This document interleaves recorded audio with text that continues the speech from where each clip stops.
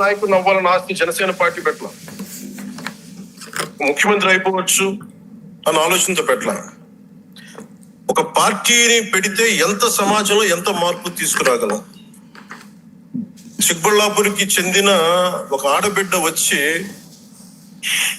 Sir అది అంటే ఆయన 2 ఏళ్ళు అయిపోయింది అధికారంలోకి వచ్చి కూటమిలో, ఒక 100% గెలుపు కూడా ఆయన సాధించారు 21 స్థానాల్లో. ఇంకా కూడా సీఎం పదవి మీద ఆయన చాలా క్లారిటీతో ఉన్నారు అన్నట్టుగా ఉన్నాయి ఆ మాటలు. అంటే సీఎం పదవి నాకొద్దు, మనం ఆశించొద్దు అని ఏమన్నా డైరెక్షన్ ఇస్తున్నారా? సీరియస్ పొలిటీషియన్ లేకపోతే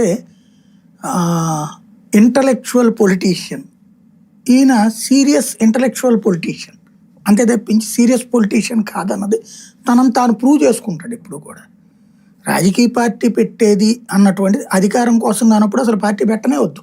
నువ్వు కాపులకి రాజ్యాధికారం కోరుకుంటున్నప్పుడు వాళ్ళని నీ వైపుకి ఆకర్షించి మనకే రాజ్యాధికారం అక్కర్లేదు అంటే ఏ విధంగా లెక్కలోకి వస్తుంది?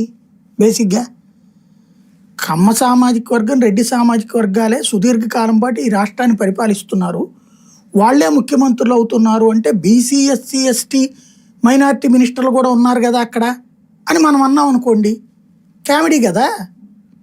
వాళ్ళు వెళ్తారా ప్రభుత్వాన్ని వేయలేదు ముఖ్యమంత్రి. ఆయన మంత్రివర్గంలో అన్ని కులాలు ఉంటాయి, ఖచ్చితంగా అన్ని మతాలు ఉంటాయి, సహజంగా ఉండాలి.